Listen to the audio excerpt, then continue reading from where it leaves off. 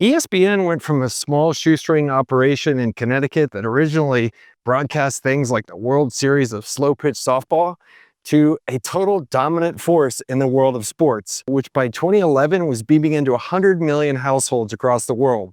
But fast forward just a decade later, they're down 30 million of those subscribers, and there's big questions about the viability and future of ESPN.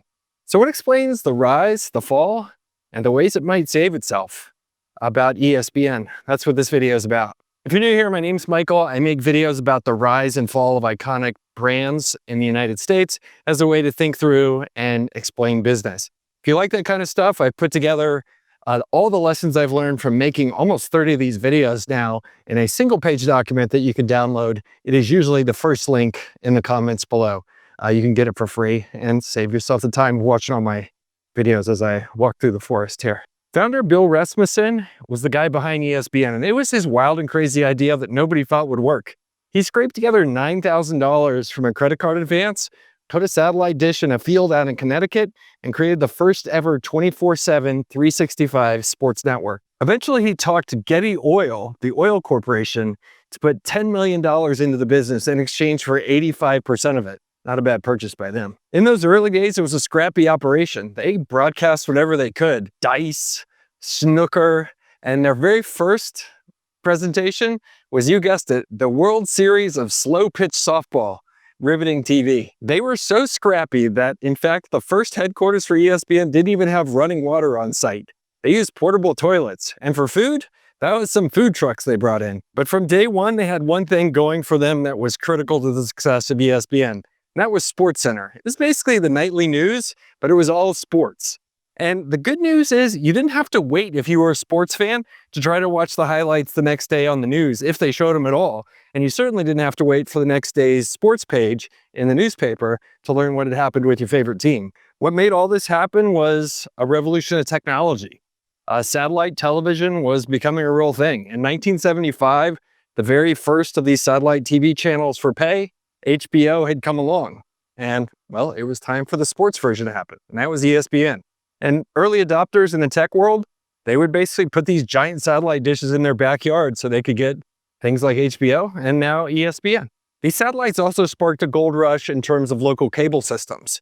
What would happen is these local entrepreneurs, they'd raise some money or they put their own money in. They'd go to a local town or city and say, hey, we want to run cable lines throughout the town and offer cable TV service to all the local folks. And they'll pay us by the month to use them. And we'll connect them all these satellite dishes and beam programming and make it happen. And they did. The way these local deals happened was critical into the success of ESPN. Because what happened in a lot of these local towns was they didn't want 45 different cable operators to have lines running all over the place. It'd be a mess. So they would go and give a monopoly to one company and say, congratulations, you're the cable operator that gets to be here. And that did one thing for ESPN, which was they had to be carried by these local cable operators. Because if they didn't, people would revolt. And it was the only way to get people to sign up for cable and to keep them around. The formula, the timing, the dynamics, everything was perfect. And by 1985, ESPN reached 28.5 million paying subscribers, either directly or via these cable systems. And it was a perfect storm. You had cable systems that were hungry for carrying content like ESPN. You had consumers who were super hungry to watch sports that they couldn't see before. And you had ESPN, who was going to bring the content. At the time, ESPN realized something that was really smart. Content was going to drive viewership and retention. And in 1980, they did the very first thing, which was to go out and get the college basketball men's madness tournament. And they also went beyond that. They started to go in and do things like televise the NFL draft. You wonder why the NFL draft is like an event now? Well, it's because ESPN made it one. Remember how Getty Oil had seen and invested in, well, ESPN, which is kind of crazy as an oil company, right? Well, in 1984, the serious guys showed up. And that's when television giant ABC came in and went and bought 85% of ESPN to roll it into their own platform and put their own money behind it. And doing that meant ESPN could suddenly expand, invest more, and play the game like the big boys did. What ABC realized was all these dynamics created a magic opportunity for ESPN. They would go in and just like they had done with March Madness and other properties they had at the time, they would go in and outbid everybody else for exclusive rights to the live sports entertainment that everybody wanted to see. football, baseball, major league, whatever. They would go after it, the NBA. And if they outbid everybody else and they had these properties that were must-see TV, they could then turn around and tell the cable systems, look, you're going to pay us what we want to charge or you're going to lose a bunch of customers. So therefore, do it. And those cable systems, they had no choice but to turn around and charge their customers more. So indirectly, you and I were subsidizing a big business for ABC and ESPN through our cable fees. ESPN kept playing this winner-take-all game. In 2005, they bid $1.1 billion and won to do Monday Night Football. It's about 16 games a year, one night a week. And then they didn't stop. Eventually, they paid $1.9 billion a year later on, and today they paid $2.6 billion. Just crazy numbers. And again, it's for like 15, 16 games a year, one night a week. Crazy. And ESPN just kept doing it. They wanted to box everybody else out from competing with them. Didn't matter. They could charge and pay whatever they wanted. They turn around and hang it on the cable systems, and those guys would turn around and hang it on you and me. NBA, college football, Major League Baseball, whatever it cost, they would spin it and they would win it. And ESPN was not a bunch of dummies. They also realized that with this audience, they could fill up other content, and the SportsCenter franchise kept growing. They would basically create stars out of the anchors that they would have doing SportsCenter every night. Originally, Chris Berman, who was not making much money when they started, but was making more when they finished, to Stuart Scott, to Rich Eisen. Stuart Scott was so valuable to the network at one point because he brought in a new demographic of young people and that sort of thing, that he was making $4 million a year to co-host SportsCenter. Just crazy. And what Johnny Carson had been to late night, these guys became to sports and young people. We welcomed them into our homes. We knew them. Their catchphrases became part of the lexicon. I remember going into high school and people would be doing some Stuart Scott catchphrase, during lunch one day. Oh yeah! Right crossing sports. I'd be like, oh, I guess I better watch SportsCenter if I want to be part of the cool kids. So this whole formula worked. And by the 2010s, ESPN was the most expensive thing that you would get in terms of your cable package. It was included in the base price, which meant that, let's say your cable bill was $100, $9 of that would be going just for one channel, just for ESPN. If you do the math here, right, they had 100 million subscribers by the early 2010s. $9 a month for 100 million subscribers means they were making almost $1 billion in high margin licensing revenue from these cable systems per month. Just incredible. If the cable systems jumped in and said, no, we're not going to pay that, you give us a better deal, ESPN would just come in, rip their channels off of that cable system, and then start running ads saying how greedy and bad that cable system was. And guess what would happen to the cable system? Eventually, all of their customers would start calling up and saying, why can't I watch my NFL team? Where's my NBA? You guys suck. Pay up, cable system. And in reality, it's because ESPN was charging an arm, a leg, some ankles, some knees, and everything else in order to have these basic sports properties in ESPN on that cable system. Competitors were minimal. I mean, you couldn't compete with somebody like this. They were going to outbid you at every step. Whether you were Fox or some of the regional guys, didn't matter. ESPN was going to use their power, having all the licenses and all the subscribers, and they were going to come out and outbid you on everything. And so you look at this, what happens is, basically ESPN has found the infinite money glitch. They figured out a way to basically bring in more revenue whenever they want. They spend a little bit more, need more profit, well, we'll just raise the prices and everybody will have to suck it up. So this particular fact caused a culture of overspending at ESPN. One of their famous projects was they went in and spent $500 million on a new sports complex and a new office complex for them to operate out of Connecticut. Just massive investments in all kinds of different stuff, including that and a bunch of different projects that basically went nowhere. Different web projects. And of course, they were very happy to pay for talent. It didn't really matter. They were bringing in so much money and profits. Just keep spending. Project after project was seemingly without budgetary constraints. Need some more money? Just go to the cable systems. Tell them we need some more and they have to pay. Not all the money was wasted. I mean, this money spent on talent was well worth it.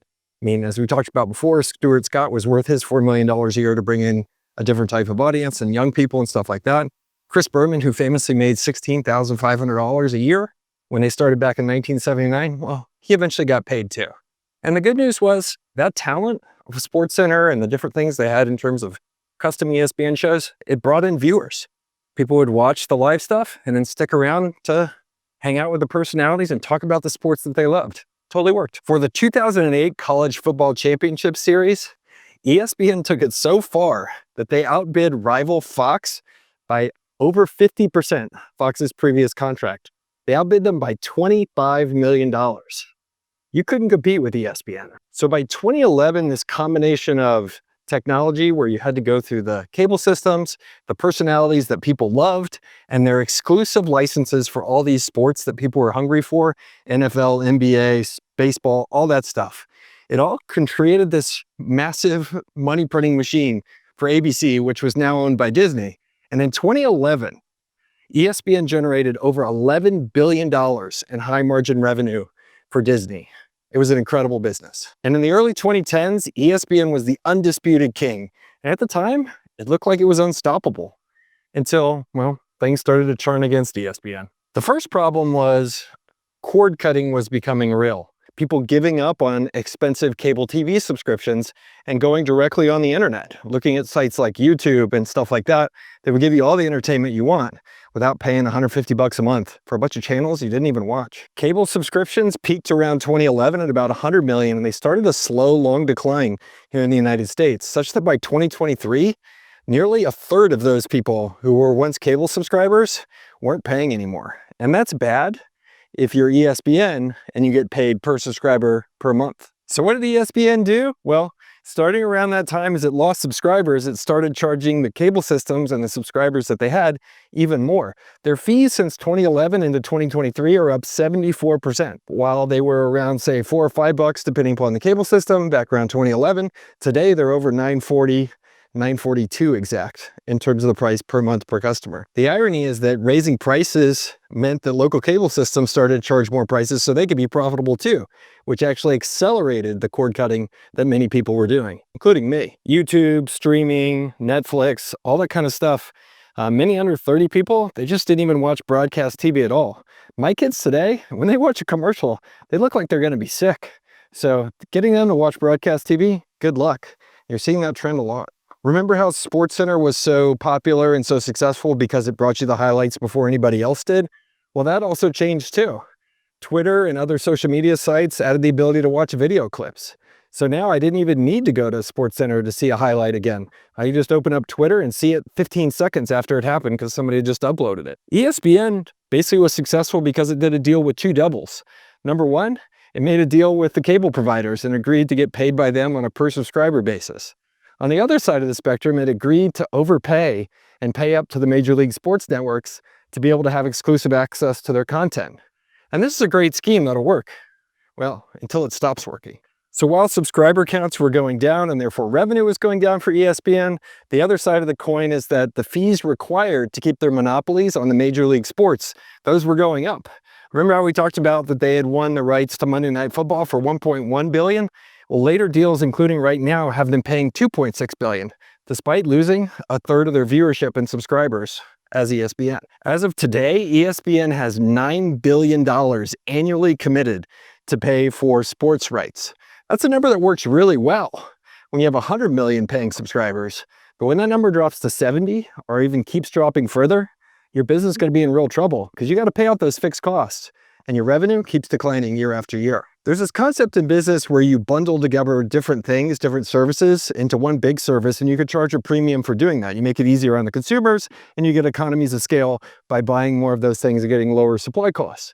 Well, that all works great until a bigger shark comes along, a bigger bundler, and there are some bigger bundlers out there. Amazon and Apple and folks like that, they are ones who are very excited to bring in more eyeballs into their universe by covering sports and that sort of thing. And what you saw in this mid-2000s, mid-2010s era was folks like Amazon, Apple coming in, and Amazon, for example, paid $1 billion for the rights to do football on Thursday nights just by itself. They had decided to add sports eyeballs to their bundle, and they were suddenly a very big competitor for ESPN, and again, pushing up the prices for these Major League Sports licenses. And ironically, the bundler themselves, ESPN, was getting bundled by somebody else. And if you want to see this in practice, in my video right here on Toys R Us, you can see how Walmart participated in the killing of Toys R Us by bundling toys into its offerings in its stores. And the sports leagues themselves, those guys didn't get to be billionaires by being nice givers. They got to be billionaires by being good at business. And they've decided they don't like having ESPN as a middleman either. So many of them, including the NFL, the NBA, and folks like that, they've decided to come out and go direct to consumer on their own. Again, putting pressure on the number of people that are going to pay up for ESPN. And fast forward to today in the early 2020s and towards 2025, the things that made ESPN work, those are all eroding. ESPN no longer has the revenue to be able to outbid everybody else. The personalities that mattered and made SportsCenter work, those don't matter in the world of TikTok. Nobody cares. And the cable providers, well, they're dying too. They have no more money to supply to ESPN. In response, in the late 2017 era, ESPN and Disney did what you should do in a situation like this, which is stop spending so much damn money.